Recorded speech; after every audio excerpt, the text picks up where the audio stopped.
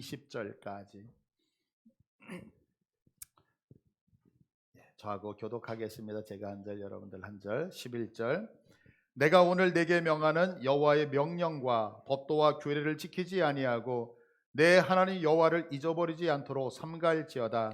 내가 먹어서 배부르고 아름다운 집을 짓고 거주하게 되며 또 내 소와 양이 번성하며 내 은금이 증식되며 내 소유가 다 풍부하게 될 때에 내 마음이 교만하여 내 하나님 여호와를 잊어버릴까 염려하노라. 여호와는 너를 애굽 땅 종 되었던 집에서 이끌어내시고 너를 인도하여 그 광대하고 위험한 광야 곧 불뱀과 전갈이 있고 물이 없는 간조한 땅을 지나게 하셨으며 또 너를 위하여 단단한 반석에서 물을 내셨으며 내 조상들도 알지 못하던 만나를 광야에서 내게 먹이셨나니 이는 다 너를 낮추어 마침내 내게 복을 주려 하심이었느니라. 그러나 내가 마음에 이르기를 내 능력과 내 손의 힘으로 내가 이 재물을 얻었다 말할 것이라. 내 하나님 여호와를 기억하라. 그가 내게 재물을 얻을 능력을 주셨음이라. 이같이 하심은 내 조상들에게 맹세하신 언약을 오늘과 같이 이루려 하심이니라. 내가 만일 내 하나님 여호와를 잊어버리고 다른 신들을 따라 그들을 섬기며 그들에게 절하면 내가 너에게 증거하노니 너희가 반드시 멸망할 것이라. 여호와께서 너희 앞에서 멸망시키신 민족들 같이 너희도 멸망하리니 이는 너희가 너희의 하나님 여호와의 소리를 청종하지 아니함이니라. 아멘. 어제 이제 제가 교회에 출근하고 있는데요. 저 앞에 이마트 앞에서 이제 교회로 오려면 자회전을 해야 되잖아요.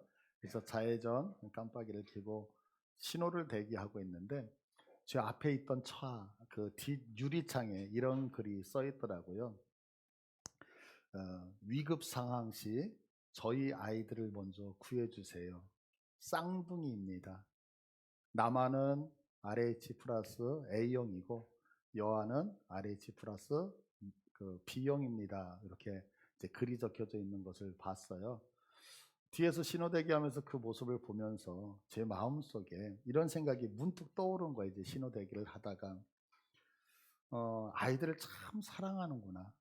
그러니까 위급한 상황에 사고가 났을 때 저런 글을 누군가 보고서 했으면 좋겠다, 저렇게 써놨다 이런 생각을 하면서 순간적으로, 그런데 과연 저것이 진짜 아이들을 위한 것일까라는 의문이 저한테 생겼어요.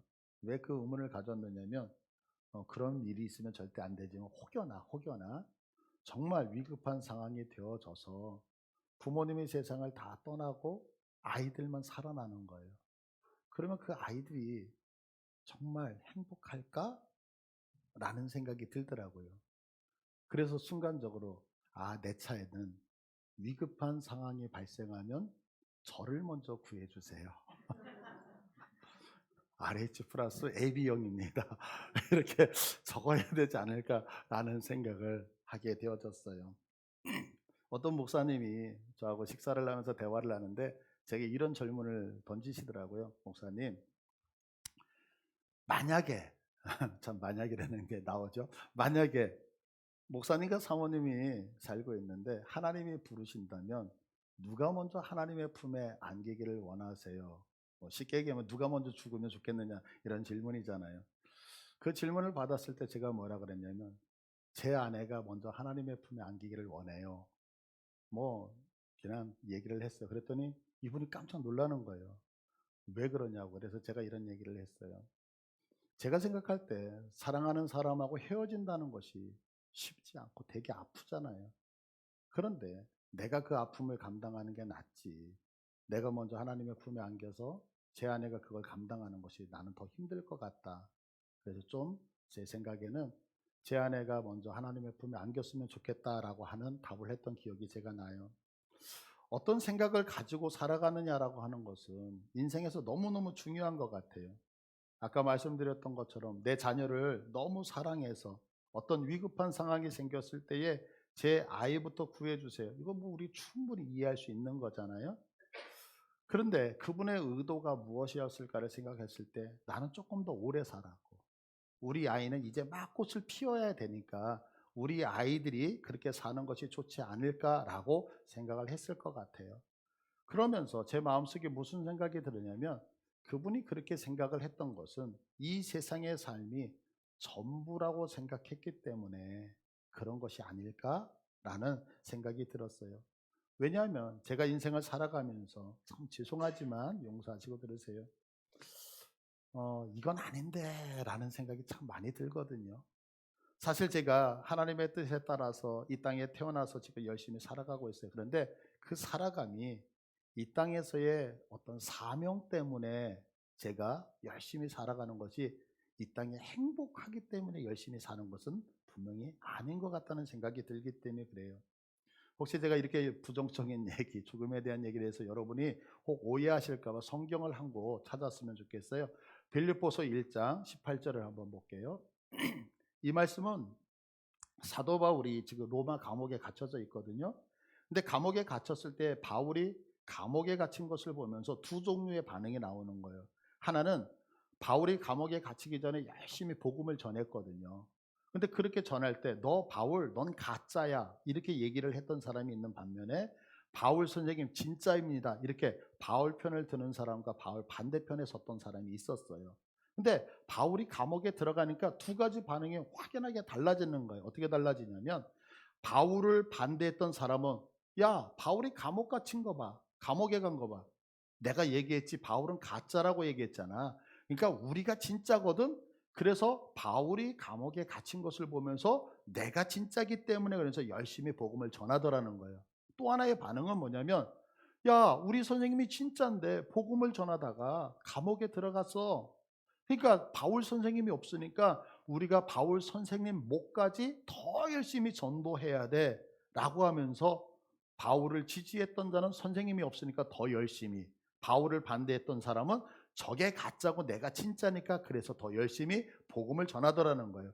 그래서 이 글을 쓰는데 어떻게 쓰고 있느냐면 18절에 그러면 무엇이냐 거칠애로 하나 참으로 하나 무슨 방도로 하든지 전파되는 것은 그리스도니 이로써 나는 기뻐하고 또한 기뻐한다.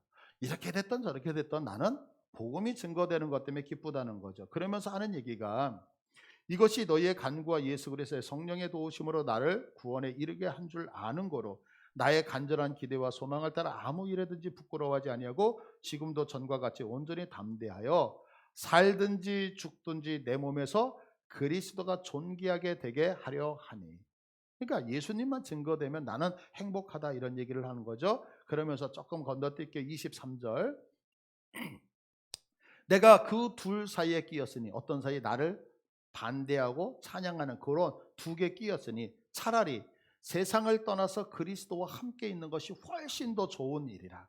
사도 바울이 뭐라 그래요? 내가 죽어서 하나님의 품에 가는 것이 훨씬 더 좋은 일이다 이렇게 얘기해요. 그런데 24절 내가 육신으로 있는 것이 너희를 위하여 유익하리라. 지금 사도 바울이 무슨 얘기를 하고 있어요? 내가 사실 원하는 것은 이 땅보다는 하나님의 품에 안겨서 하나님과 통행하는 것이 내게는 훨씬 더 유익이야. 그런데 내가 죽으면 너희들 힘 빠지잖아. 그래서 내가 너희들 품에 있기 때문에 있는 것이지 이 땅이 행복한 것은 아니다라고. 아까 제가 했던 얘기 이해되시죠? 근데 이게 바울만 그런 게 아니거든요. 베드로도 그래요. 베드로도 이런 사상으로 세상을 살았어요. 베드로는 뭐라고 얘기를 하냐면 자, 베드로전서 2장 11절을 보시면 사랑하는 자들아 거류민과 나그네 같은 너희를 권하노니 우리들의 인생을 뭐라 하면 나그네래요. 이 땅에 목숨 걸고 이 땅에 뿌리를 내리고 살아가는 게 아니라 잠시 있다가 가는 사람이다라고 얘기를 하고 있다는 거죠. 저는 우리 사랑하는 성도들에게 한 가지 질문 던지고 싶어요. 우리는 이 세상 살아가면서 어떤 마음으로 지금 세상을 살아가고 계시는지요? 누가복음 12장 16절을 보면은요. 한 성공한 사람의 이야기를 하고 있거든요. 성경은 이 사람을 뭐라고 얘기하냐면 16절에 보니까 비유로 그들에게 말하여 이르되 한 부자가 부자라고 설명을 하죠. 그리고 그 이후에 성경을 보면 그는 소출이 풍성했대요. 우리 식으로 얘기하면 돈을 많이 번 거예요. 그래서 내가 번 것들을 쌓아놓기 위해서 창고를 짓고요. 그 창고를 더 많이 지어서 많은 물질을 쌓아놓는 우리 식으로 하면 성공의 가도를 달리면서 승승장구하는 사람이죠. 그런데 이 사람에 대해서 하나님이 평가를 하셔요. 분명히 성공한 것 같은데 하나님이 뭐라고 평가를 하시냐면 20절을 보니까 이렇게 평가하죠. 하나님은 이르시되 어리석은 자여, 어리석은 자여. 아니, 세상적으로 돈도 많이 벌고 세상적으로 잘 나가는 것 같고 성공한 것 같은데 하나님의 평가가 이 사람을 향하여 어리석다. 이 어리석다라는 게 이 바보스러운 녀석아, 이 얘기거든요. 바보. 이해되지 않잖아요. 그럼 왜 하나님께서 이렇게 평가를 하셨느냐면 한 가지 때문에 그렇죠. 뭐라고 얘기해요? 어리석은 자여, 오늘 밤에 내 영혼을 내가 도로 찾아간다면, 내가 오늘 밤에 죽는다면 내가 준비한 것, 내가 갖고 있는 그 모든 것들이 다 누구 거예요? 누구의 것이 되겠느냐? 아무것도 아니잖아요. 여러분들 지금 살아있기 때문에 내 거라고 주장하고 있는 것이지 하나님의 내 목숨을 가져가시면, 그래서 성경은 우리들에게 경고를 해요. 21절에 우리 다 같이 읽습니다. 시작. 자기를 위하여 하늘을 쌓아두고 하나님께 대하여 부유하지 못한 자가 이와 같다. 나를 위해서는 최선을 다하고 나를 위해서는 이것도 하고 저것도 하고 많은 것들을 쌓아두었는데 하나님께 대하여 쌓아두지 않는 자는 뭐했다? 가난한 자는 어리석은 자라고 평가를 받는다고 성경은 우리에게 말씀하고 있다는 거죠. 지금 우리들의 모습은 어떠냐는 거예요. 여러분, 우리 사랑하는 성도님들, 여러분들 진짜 하나님 앞에서 지금 부원자로 살아가고 계십니까? 아니면 내 인생을 최선을 다하여 살아가고 있지만 주님이 내게 주시는 평가는 이 어리석은 녀석아, 이 어리석은 녀석아 라는 이런 평가를 꼭 받고 있는 것은 아닌지요. 만약 내가 최선을 다해서 인생을 살았는데, 그래서 최선을 다해서 열심을 내면서 살았는데 어리석다라고 하는 이 평가를 받는다면 우리에게 가장 시급한 거는 빨리 여기서 벗어나야 되는 거 아니겠어요? 그래서 어떻게 하면 이 어리석은 평가에서 벗어나느냐? 자, 한번 따라서 할게요. 첫째가 뭐냐면 여호와 하나님의 이 은혜를 잊으면 안 된다. 예. 부탁드릴게요. 여호와 하나님의 은혜를 잊으시면 안 돼요. 예, 오늘 신명기 8장 11절을 한번 봐보세요. 11절 보시면 내가 오늘 내게 명하는 여호와의 명령과 법도와 규례를 지키지 않으고 내 하나님 여호와를 잊어버리지 않도록 삼갈지어다. 하나님의 은혜를 잊어버리지 않도록 뭐하라? 노력해야 된다는 거예요.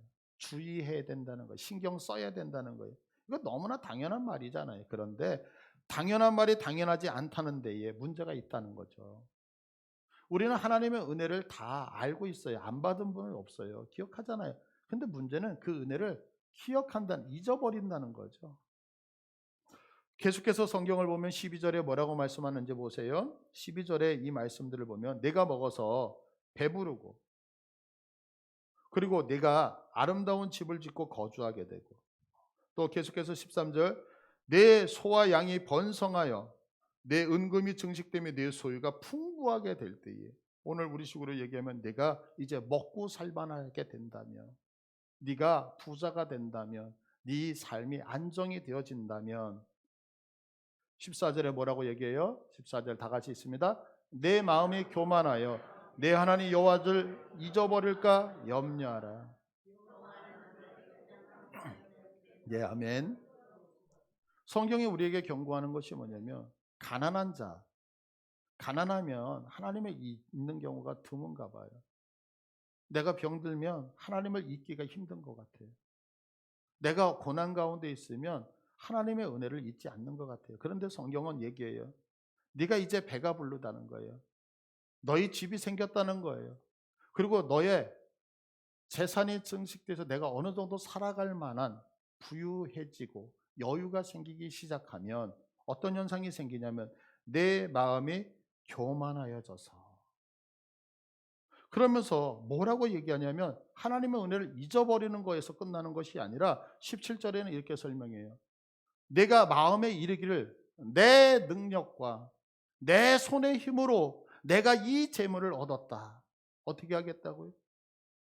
하나님이 내게 물질을 주셨고 하나님이 내게 가정을 주셨고 하나님이 내게 환경과 조건을 만들어 주셨는데 그 은혜를 다 까먹고 하는 얘기가 뭐냐면 내 능력, 내 손의 힘, 내가 이 재물을 얻었다라고 이야기를 한다라고 하는 거죠. 그래서 결국 너는 뭐가 되어져요? 교만하여지고, 그래서 내 하나님 여호와를 잊어버리게 된다라고 성경은 경고하고 있어요. 왜 이렇게 하나님의 은혜를 잊고 이처럼 말도 안 되는 어리석은 자가 되느냐면 성경은 이유를 얘기하고 있어요. 한 가지 때문인데 다시 한번 11절 와보세요. 11절 보시면 왜 우리가 하나님 앞에서 교만하고 은혜를 자꾸 까먹는지 아세요? 한 가지예요. 내가 오늘 내게 명하는 여호와의 명령과 법도와 규례를 지키지 아니하고, 무엇 때문에요? 규례와 법도를 지키지 아니했기 때문에. 근데 여러분 여기서, 자, 여기 여러분들 우리 다 예수 믿잖아요. 하나님 믿잖아요. 우리가 인생을 살아가면서 우리가 하나님의 법도 하나님의 규례를 안 지키려고 그래요? 지키려고 그래요? 다 지키려고 그래요. 그죠? 그래서 이 말씀이 이해가 안 가는데, 이걸 원문으로 보면 규례를 지키지 아니하고라고 하는 이 단어가 무슨 의미를 갖고 있느냐면, 규례를 지킴이 점점 약하여지고라고 하는 뜻이에요. 뭐 하다고요? 내가 오늘 내게 명령한 여호와의 명령과 법도와 규례를 지키지 아니했기 때문이 아니라, 지키긴 지켜요. 그런데 하나님의 명령과 법도와 규례를 지키는데 그 지킴이 점점 약하여져서 내 하나님 여호와를 잊어버릴까 한다라고 하는 게 오늘 성경 본문의 내용이에요. 이 근본적인 것들이 무너져 버리는 거예요. 내가 배가 부르고요, 집에 거주하게 되고 내 재산이 증식이 되어지니까 여호와 하나님의 은혜를 생각을 안 하는 게 아니라 하긴 하는데, 그 은혜에 대해서 점점 희미해지니까 나중에는 어떻게 됐냐면, 이거 내가 벌었어, 이거 내가 이렇게 있어, 이거 내가 이만큼 이루었다라고 교만하게 되어진다는 거죠. 이때 하나님이 말씀하시는 거예요. 내가 했다 할 때, 내가 내 생명을 취한다면 너 어리석은 자가 아닌가라고 얘기를 하는 거죠. 우리 사랑하는 성도님들 부탁합니다. 하나님의 명령, 하나님의 법도 규례를 그냥 지키는 거, 희미하게 지키는 게 제대로 지키시기를 축복합니다. 오늘 우리 남성구역 2구역 신방을 준비하면서 제가 1월달, 2월달 여러분들에게 나눠드렸던 것이 있죠. 경건의 노트. 그 경건의 노트 안에 보면 우리가 주일 출석 52주가 있잖아요. 그래서 제가 주일날 여러분이 주일날 얼마나 출석을 하시는지 한번 체크해 달라고 말씀을 드렸던 게 있어요. 오늘이 우리가 1월 1일날 예배를 드리고 10번째 예배예요. 23년도에. 그러니까 지난주까지 하면 총 9번이죠. 오늘 신방을 받으셔야 되는 분이 총 8분이 계셔요. 근데 그 8분의 주일 출석을 제가 점수로 환산을 했어요. 90점 이상이 2분이세요. 80점 이상이 1분이세요. 70점 이상이 1분이세요. 60점 이상은 없고요. 50점 이하가 4분이에요. 제가 어제 이 설교를 준비하면서 저도 모르게 눈물이 나면서 하나님 앞에 울었어요.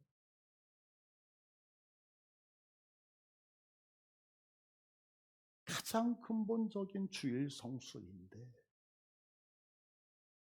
가장 근본적인 주일 성수의 낙제 50점이 절반이 되어지더라는 거예요. 누구를 탓하고자 얘기 드리는 게 아니라 우리 자신을 한번 보았으면 좋겠다는 생각을 하는 거예요. 여러분, 하나님의 평가는 반드시 있는 거 믿으십니까? 그렇다면 하나님의 말씀을 지키는 일에 있어서 절대로 여러분들 약해지지 아니하시기를 축복합니다. 말씀을 잘 지켜서 어리석은 자여라고 하는 하나님의 평가가 아니라, 우리가 그 말씀을 지켜냄을 통하여 하나님이 나를 향하여 참 충성된 종이라고 칭찬하는 복됨이 우리 모든 성도들에게 있기를 축원합니다. 두 번째, 우리가 어리석다는 평가에서 벗어나기 위해서는요, 두 번째는 하나님의 마음을 알아야 돼요. 하나님의 마음. 우리는 신앙생활을 하면서 하나님의 마음을 너무너무 모르는 것 같아요. 너무너무 모르는 것 같아요. 오늘 성경을 한번 봐보세요. 16, 14절. 14절을 보시면 네 가지, 우리가 경험했던 네 가지에 대해서 설명을 해요. 이스라엘 백성들이 홍해를 건너서 광야 생활을 하잖아요. 그때 네 가지가 뭐냐면, 자 14절, 내 마음이 교만하여 내 하나님 여호와를 잊을까 염려하라. 여호와는 너를 애굽 땅 종되었던 집에서 이끌어내셨다. 한 가지 말씀하시죠. 15절에 보시면 너를 인도하여 그 광대하고 위험한 광야고 불변 전갈이 있고 물이 없는 간조한 땅을 지나게 하셨다. 하나님이 이끌어내셨죠. 또 한 가지, 또 너를 위하여 단단한 반석에서 물을 내셨다. 그리고 16절에 내 조상들도 알지 못하던 만나를 광야에서 내게 먹이셨다. 홍해를 건너오게 하셨고 그 길을 걷게 하셨고 물을 내셨고 만나를 먹이게 하셨다는 거예요. 그런데 이 모든 것들이 왜 그러느냐? 너를 낮추시며 너를 시험하사. 두 가지예요. 이렇게 행하셨던 이유가 딱 두 가지예요. 우리를 낮추기 위해서, 그리고 우리를 시험하기 위해서, 그리고 마침내 내게 복을 주려고 이렇게 하셨다고 성경은 말씀하고 있어요. 믿으십니까? 여러분들 생각해 보세요. 우리는 하나님의 은혜와 복을 받기를 원하시잖아요. 아닌가요? 하나님의 은혜와 복을 받기를 축원합니다. 그런데 하나님의 은혜와 복을 받기 위해서 두 가지가 있어야 된다는 거예요. 하나가 뭐냐면 나를 낮추신다는 거예요. 이 낮추심에 여러분이 통과를 하셔야지만 복을 받는 거예요. 두 번째, 하나님이 나를 시험하시는데 그 시험에 통과가 돼야지만 복을 받을 수 있다는 거예요. 여러분들 하나님의 은혜와 복 받기를 원하십니까? 그러면 낮아지시기를 바랍니다. 하나님의 시험에 여러분 통과되시기를 바랍니다. 이건 하나님이 약속하신 거잖아요. 그런데 이렇게 하나님이 낮추시는 이유가 뭐냐면 14절에서 얘기를 하고 있는 거예요. 14절에 조건이 뭐냐면 아까 뭐라고 했어요? 내 마음이 교만하여. 하나님의 은혜와 복을 받겠다는 우리가 교만해져서 무엇을 복을 주시는 여호와 하나님을 잊어버릴까? 그래서 우리를 낮추시고 시험하시겠다고 얘기하는 거지. 우리 성도님들 생각해 보세요. 교만이 뭐죠? 교만? 뭘 보고 교만이라고 얘기해요? 교만은 다른 게 아니에요. 교만은 내가 1,000만 원 갖고 있는데 와, 나 1억 갖고 있다 이렇게 뻥튀기 하는 걸 교만이라고 얘기하지 않아요. 여러분 저 이렇게 봐보세요. 저 잘생겼잖아요. 아니 잘생긴 걸 잘생겼다고 얘기를 하지. 그러면 뭐라고 얘기를 하냐. 이거 교만이 아니라고요. 교만은 뭐가 교만이냐면 안 듣는 게 교만이에요. 안 듣는 거. 듣지를 않는 게 교만이에요. 창세기 19장 14절을 봐보세요. 소돔과 고모라 땅이 멸망을 당할 때에 하나님이 아브라함이 롯이 이야기를 듣잖아요. 그죠? 그래서 롯이 자기의 사랑하는 가족들을 구원하기 위해서, 그리고 자기 딸이 있는데 딸들하고 약혼한 사위들에게 이야기를 하는 거예요. 오늘식으로 하면 장인어른이 말씀하시잖아요. 아니 장인어른이 말씀하면 들어야 돼요, 안 들어야 돼요? 어르신이 얘기하면 들어야 되잖아요. 근데 보세요. 롯이 나가서 그 딸들과 결혼할 사위들에게 말하여 이르기를 여호와께서 이 성을 멸하실 터이니 너희는 일어나 이곳에서 떠나라 하되 그의 사위들은 농담으로 여겼더라. 농담으로 여겼다는. 결국에는 농담으로 여겼던 이들이 어떻게 돼요? 소돔과 고모라와 함께 멸망당하였잖아요. 예수 그리스도를 믿으면 구원을 얻습니다.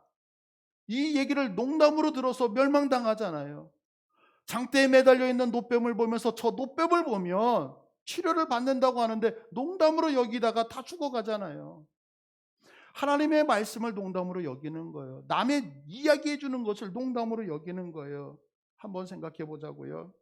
왜 듣지 않죠? 한 가지예요. 내가 너보다 낫다는 거죠. 학생과 선생님이 있어요. 누가 안 듣죠? 둘 다. 선생님이 아이들에게 얘기하면 아이들은 하는 얘기가 에휴 선생님이 뭐 저 따위야. 그래서 안 듣잖아요. 또한 학생이 선생님에게 얘기하면 선생님도 그 얘기를 안 들어요. 왜? 나는 가르치는 사람이라고 얘기하니까요. 부모와 자녀 누가 안 듣죠? 둘 다. 아이들은 우리 엄마 우리 아빠가 얘기하니까 귀찮은 거야. 잔소리야. 또한 자녀들이 부모에게 얘기하면 어린 것들이 어떻게. 목회자와 성도 누가 안 듣죠? 둘 다. 여기서 목사님이 이야기를 해도 성도들이 안 들어요. 성도들이 이야기해도 목사님이 안 들어요. 그래서 나온 결과가 뭐였어요? 엉망진창이 되어졌잖아요. 선생님의 이야기를 듣고 학생들의 이야기를 듣지 않는 그 학교는 엉망이 되어졌잖아요. 부모님의 이야기를 듣지 않고 자녀의 이야기를 귀담아 듣지 않았던 그 가정들 엉망되어졌잖아요. 목사님의 이야기를 듣지 않고 성도들의 이야기를 귀담아 듣지 않았던 그 교회 엉망진창이 되어지잖아요. 왜요? 교만하기 때문에 그래요. 교만하기 때문에. 그래서 성경은 분명히 경고하고 있잖아요. 뭐라고 경고해요? 잠언서 16장 18절. 우리 다 아시죠? 시작. 교만은 패망의 선봉이요 거만한 마음은 넘어짐의 앞잡이다. 듣지 않으니까 학교가 무너졌어요. 듣지 않으니까 가정이 무너져요. 듣지 않으니까 교회가 무너졌다고요. 그러나 선생님의 이야기를 듣고 학생의 이야기를 귀담아 들었던 자들은 어때요? 그 학교는 아름답고, 부모님의 이야기를 듣고 자녀의 이야기를 들었던 그 가정은 어때요? 너무 아름답잖아요. 목회자의 이야기를 듣고요, 성도의 이야기를 들어가면서 합력하는 교회 얼마나 아름답게 가요. 왜? 겸손하기 때문에. 겸손하기 때문에.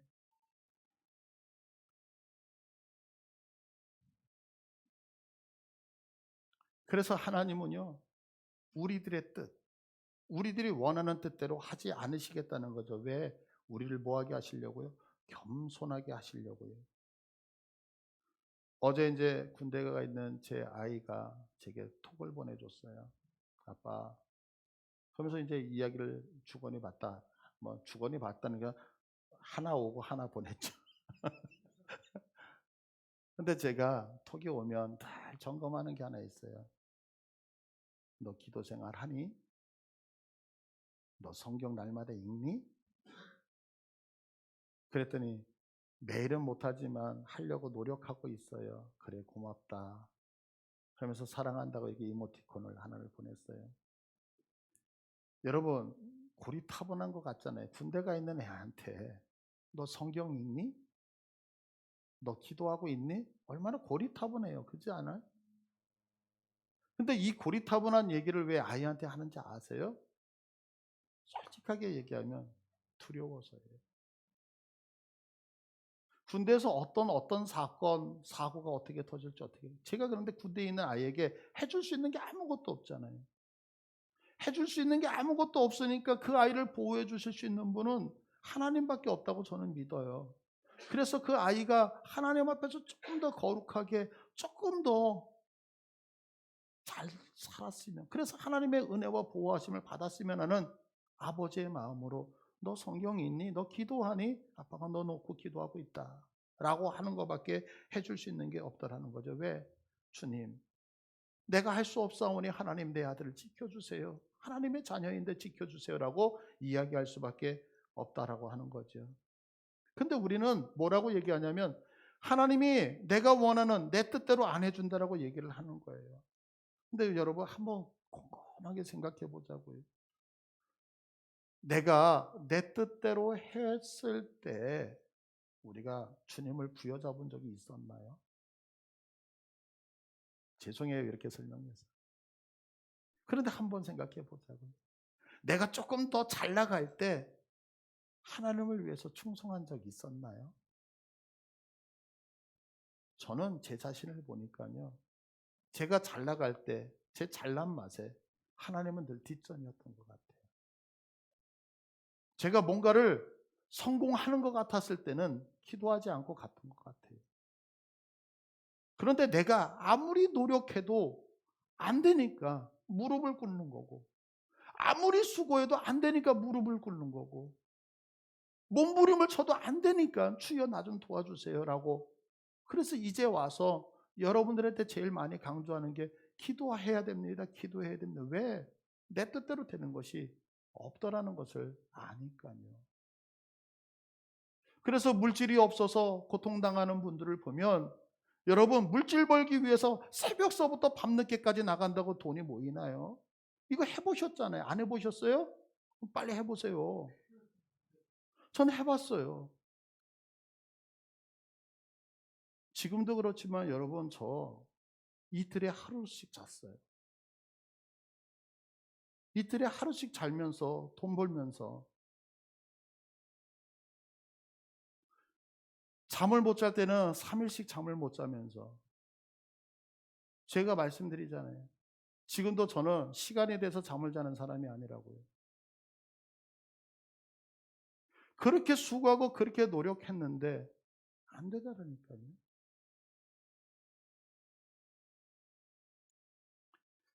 결국 지금 내가 이 자리에 온 이유가 뭐예요? 내 뜻대로 안 되는 그 고난이라고 하는 것을 통해서, 그래서 결국에는 두 손 두 발 다 들고 이 자리에 나오게 된 거잖아요. 왜? 그 고난이 나를 죽음으로 끌고 갔던 게 아니라 그 고난이, 힘듦이, 아픔이 어디로? 나를 겸손한 낮추심으로 오게 했다라고 성경은 기록하고 있는 거죠. 여러분, 우리 인간이 얼마나 악한지 아세요? 하나님은요 절대로 우리 사람의 사탕발림에 속지 않으셔요.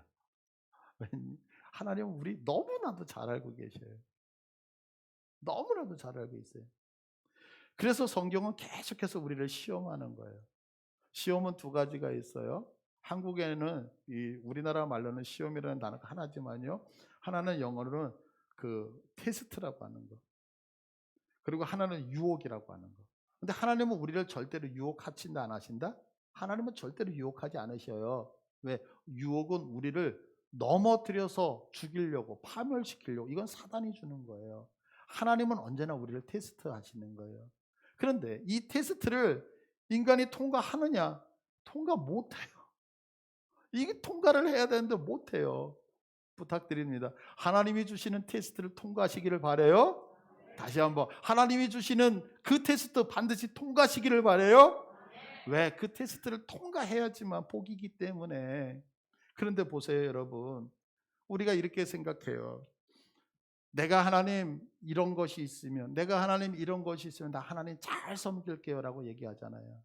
그런데 하나님 그거 절대 안 속아요. 왜 안 속냐면 이스라엘 백성들이 얘기하는 거예요.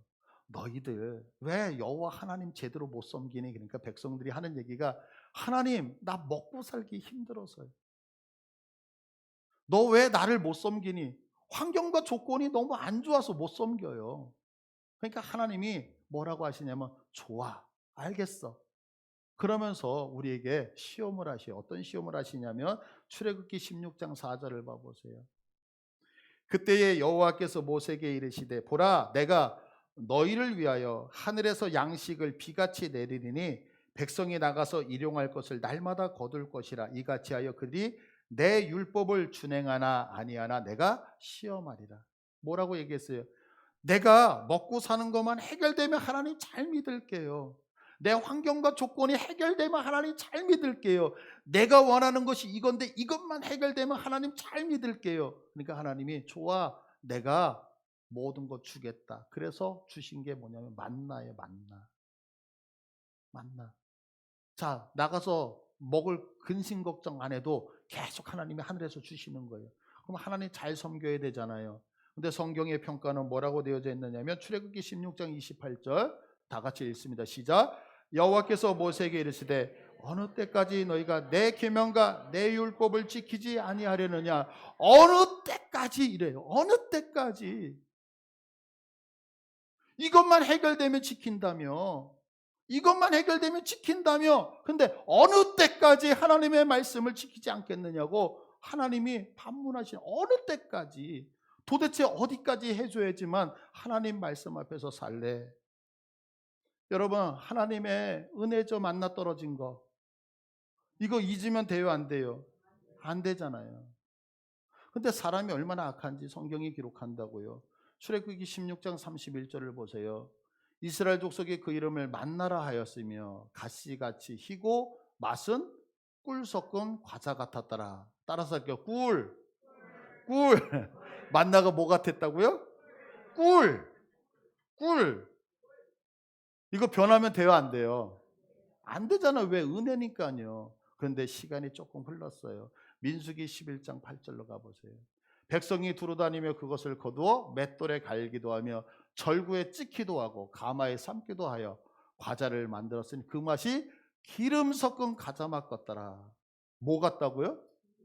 아까 뭐였어요? 꿀. 이 꿀이 조금 지나니까 기름 섞은 거래요.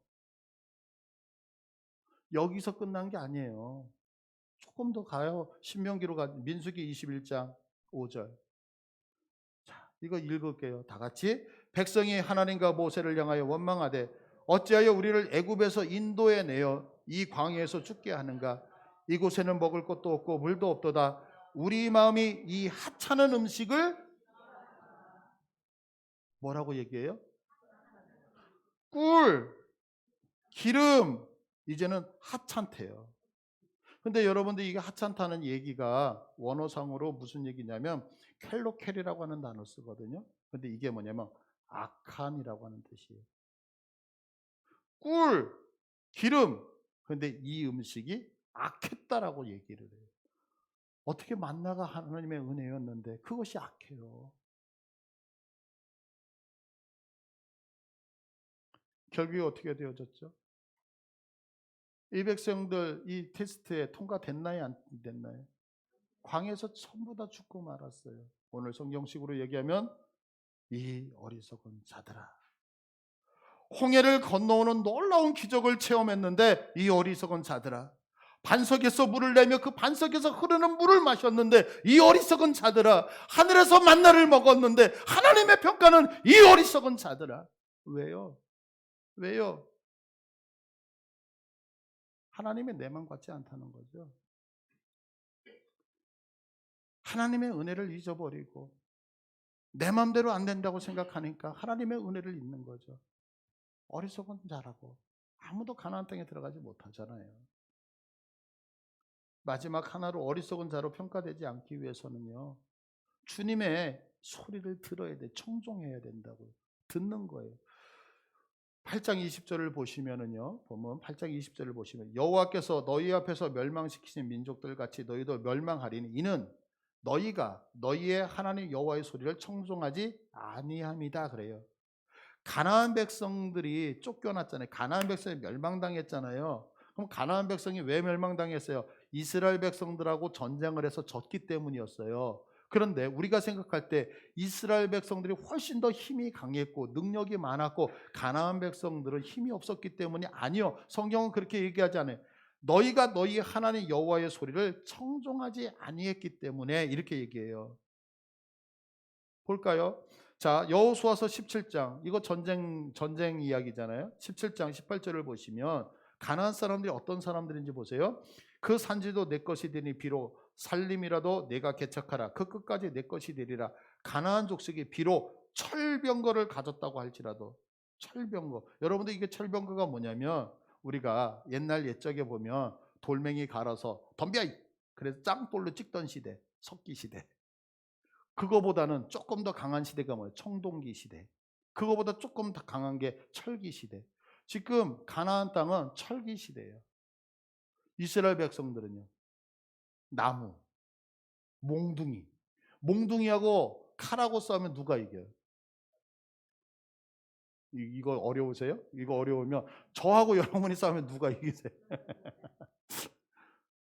이거 당연히 철 가진 사람이 이기는 거잖아요. 근데 성경이 뭐라면 비록 철병거를 가졌고 강할지라도 그러니까 하나님이 얘기하시는 게 뭐냐면 철병거를 가진 것은 강하다는 걸 알고 계셨어요. 철병거를 가지고 강해. 그런데 내가 능히 그를 쫓아내니라. 철병거를 가져서 힘이 있지만 이스라엘 백성이 그를 쫓아낸대. 왜 쫓아내요? 한 가지 때문이었어요. 가나안 사람들은 하나님의 말씀을 청종하지 않았고 이스라엘 사람들은 하나님의 말씀을 청종했기 때문에. 믿으십니까? 이 얘기가 뭐냐면 여러분이 하나님의 말씀을 듣고 말씀을 청종하냐면 내 인생에 하나님의 말씀을 듣지 않는 골리앗이 있을지라도 무찌를 수 있다 이거예요. 믿으시면 아멘. 내가 가진 거 아무것도 없어요. 세상 사람들이 훨씬 더 많이 가졌단 말이에요. 그러나 그 세상 사람들에 눌리는 게 아니라 내가 하나님의 말씀만을 청종을 하면 세상 사람들이 아무리 많은 걸 가졌어도 내가 그들을 이긴다 이기지 못한다. 이긴다. 믿으시면 아멘.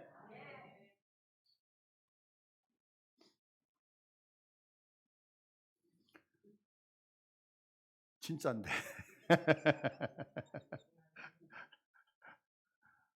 하나님의 말씀에 청종하면 이긴다는 거예요. 예레미야서 18장 10절을 한번 볼게요. 보세요, 여러분. 말씀 이제 두 개만 볼 텐데요. 이 말씀이 여러분의 말씀도 있으면 좋겠어요. 만일 그들이 나보기에 악한 것을 행하여 내 목소리를 청종하지 아니하면, 하나님의 말씀을 우리가 안 들으면 내가 그에게 유익하게 하리라고 한 복에 대하여 뜻을 돌이키리라. 하나님은 우리에게 은혜와 복 주시는 거 믿으시죠? 그런데 하나님의 말씀을 청종하지 않으면 그 복을 주겠다는 뜻을 돌이키겠다는 거예요. 그러니까 잘 들어야 돼요? 안 들으셔야 돼요? 다시 한번 여쭙게요. 잘 들어야 돼요? 안 들어야 돼요? 맞죠? 들어야죠. 또 한 가지 볼게요. 자, 26장 13절에 너희는 너희 길과 행위를 고치고 너희 하나님 여호와의 목소리를 청종하라. 그리하면 여호와께서 너희에게 선언하신 재앙에 대하여 뜻을 돌이키시기라. 하나님이 우리를 향해서 너희 저주받았어, 너희 다 죽었어, 막 이렇게 저주를 하셔요. 근데 우리가 가만히 생각을 하는 거예요. 지금 빨리 생각하시라고요. 생각을 하는데 듣는 게 나을까 안 듣는 게 나을까, 들을까 말까, 들을까 말까, 들을까 말까, 이렇게 하다가 그래 내가 듣는 게 낫겠다, 그래서 내가 하나님의 말씀을 듣고 따라야지 라고 해서 뜻을 돌이켰어요. 내가 그랬더니 뭐라 그래요? 하나님이 뭐라고 하시냐면 여호와의 목소리를 청종하라. 그리하면 여호와께서 너에게 선언하신 재앙에 대해서 뜻을 돌이키시겠대. 복 주겠다는 얘기예요? 안 주겠다는 얘기예요? 이거 믿으십니까? 그래요. 저는 오늘 여러분들에게 인생 살아가면서 어리석다는 평가에서 벗어나야 되는 세 가지 방법을 얘기 드렸어요. 비결을요. 첫째는 여호와 하나님의 은혜 잊으시면 안 돼요. 어떤 경우도 잊으시면 안 돼요. 왜? 그 은혜를 간직함이 복이기 때문에 그래요. 두 번째, 주님의 마음을 알아야 돼요. 내가 저 밑에 시궁창 같은 곳에 갔을지라도 하나님이 나를 버리시는 거 아니심을 믿으시길 바라요. 그 시궁창 같은 곳에서 가장 존귀한 자로 왔던 자가 누구예요? 예수님. 그 시궁창에서 가장 존귀한 자로 왔던 자가 누구예요? 요셉. 죽음 앞에서 존귀한 자로 왔었잖아요. 여러분들 다윗의 인생을 봐보세요. 그런데 가장 큰 선왕이 됐잖아요. 그죠? 이런 것들 통해서 하나님이 나를 세우시는 거예요. 그러니까 절대로 하나님의 뜻을 왜곡하거나 오해하시면 절대 안 돼요. 셋째는 하나님의 목소리를 청종하시는 거예요. 들으시는 거예요. 그러면 하나님께서 우리가 신앙을 마감하는 날 뿐만이 아니라 오늘 인생을 살아가시면서도 하나님이 사랑하는 딸아 아들아 참 복되다라고 말씀하시며 우리에게 모든 것을 베푸시는 거예요. 믿으시죠? 네, 은혜가 있기를 축복합니다. 이 시간에 우리 기도하겠습니다.